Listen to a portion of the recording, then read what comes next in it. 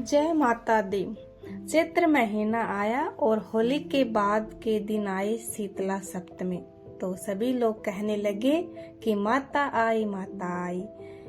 Hello everyone, आप सभी का स्वागत है और आज हम शीतला सप्तमी की कहानी सुनेंगे।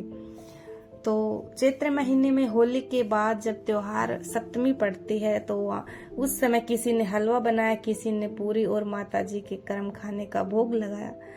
अंग अंग में जलने लगी माता तो दौड़ी दौड़ी कुम्हार के घर गई और कुम्हार को कहा कि मेरा अंग अंग जल रहा है, मुझे ठंडी मिट्टी में लेटना है।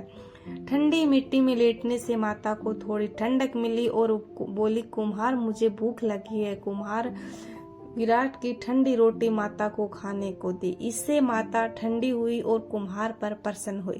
तो माता ने कहा, सारी नगरी में हाहाकार होगा, केवल तेरा घर बचेगा। सारा नगर त्राही त्राही करने लगा और कुम्हार का घर बच गया। गांव वाले कहने लगे, कुम्हार तूने क्या जादू किया जिससे सारा नगर नष्ट हो गया और तेरा घर बच गया। कुम्हार ने कहा, मैंने कोई जादू टोना नहीं किया, मैंने तो बस माता को शीतल किया।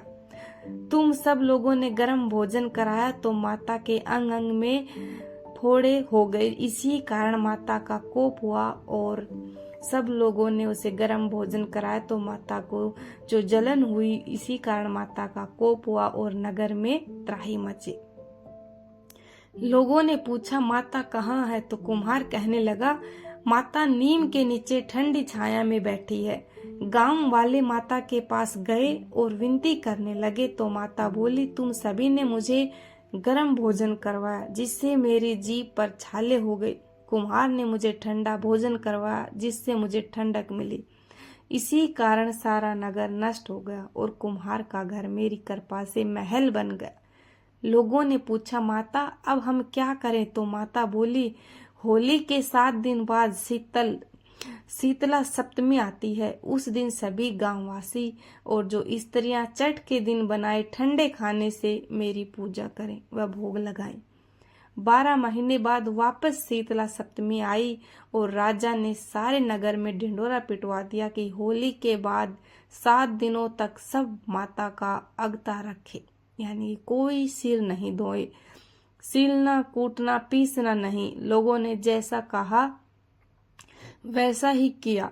माता प्रसन्न हुई, सारे नगर में आनंद हुआ। शीतला माता जैसे सारे नगर वासियों को क्षमा किया और वो सभी प्रसन्न हुई उन पर।